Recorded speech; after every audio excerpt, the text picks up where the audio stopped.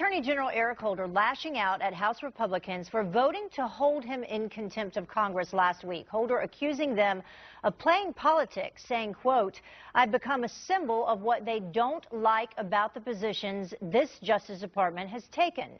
I'm also a proxy for the president in an election year. You have to be exceedingly naive to think that vote was about documents." Joining us now, Gretchen Hamel, Executive Director of Public Notice, and Democratic campaign consultant Ryan Clayton, founder of 100proofpolitics.com. Thank you both for joining us. Thanks for having us.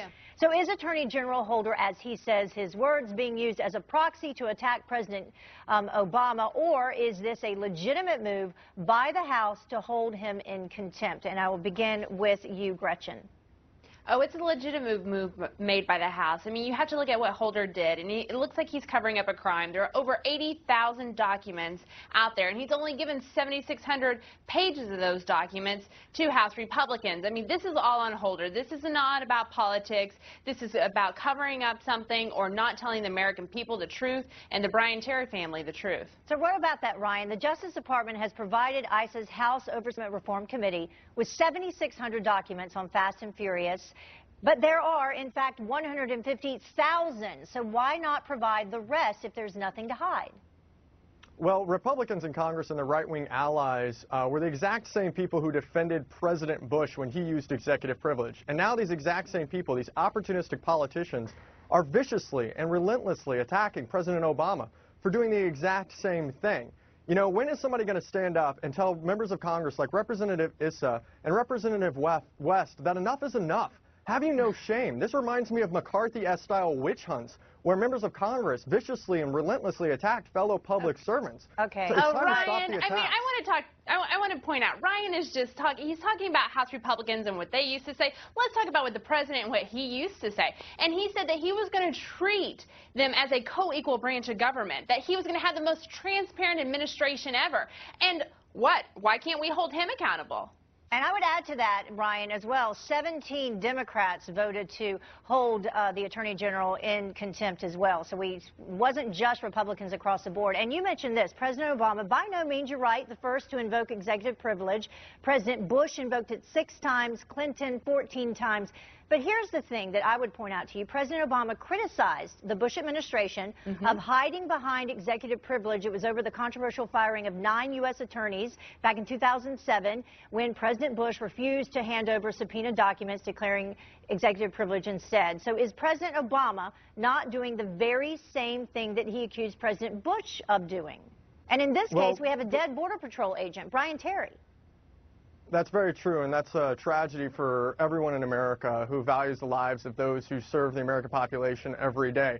And unfortunately, Republicans in Congress have chosen to play politics and to score cheap political points off of that tragedy, when what they should be doing their job, which is fixing the problems facing our country and putting Americans back to work. You know, President Obama has been working on that since day one, working to get our country back on track, working to recover the economy, and he has to deal with these Republicans in Congress with these baseless accusations, and they're just stirring up trouble when what they really need to be doing is their job, which is fixing the problems facing our country and putting Americans back to work. You know, it's time for Congress to get back to work doing their job, and they need to wake up or grow up or both. Well, Gretchen, on that point, is this a distraction from other issues leading up to the election? We do have a poll that we're going to talk about a little bit later. It's a Rasmussen poll that shows about 74% of people, they say the economy is their top issue. Is this a distraction? I mean, it is a distraction, but don't you think an investigation needs to happen here? I mean, just because we're so concerned about the economy, just because we need to get millions of Americans back working again, and the president has yet to set forth any real policies to have done that,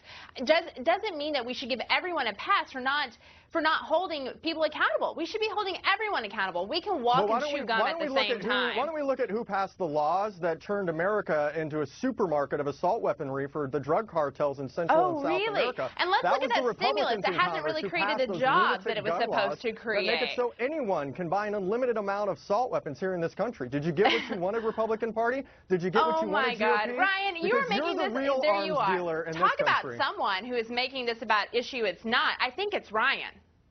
And Ryan, I would ask you just this one question, point blank. Does the family of Brian Terry deserve answers?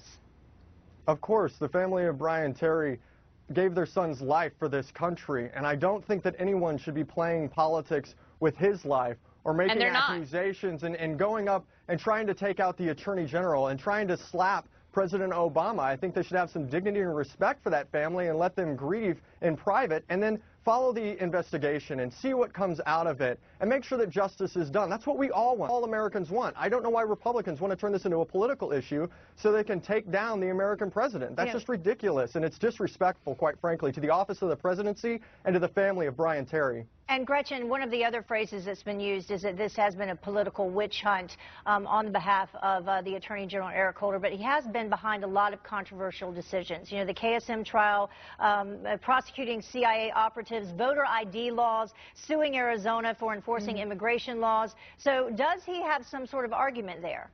This is separate from that, and I think everyone can admit that we are looking at this, that the American public is looking at this as an area where there is something that we need to know. That we need to know what Holder was doing. We need to know what this program was about. We need to know what happened to Brian Terry. And the family has said themselves that they want this investigation to happen, that they want it to. They want to know what happened to their son. And they're not getting that because Holder isn't cooperating. He isn't telling people what is going on. And Congress has the right of oversight. Yes. Attorney General Eric Holder is the one who has put together the investigation to figure out what's going on in this situation, and the only thing Republicans in Congress doing is holding that up by stirring up trouble and trying to turn this into a political issue. No, they're not holding it up. Ryan, you know what? Keep up the talking points and actually let's have a real conversation. Okay, on that point we have to go, but thank you both for joining us. Obviously a heated debate today on a very hot day. Thank you both.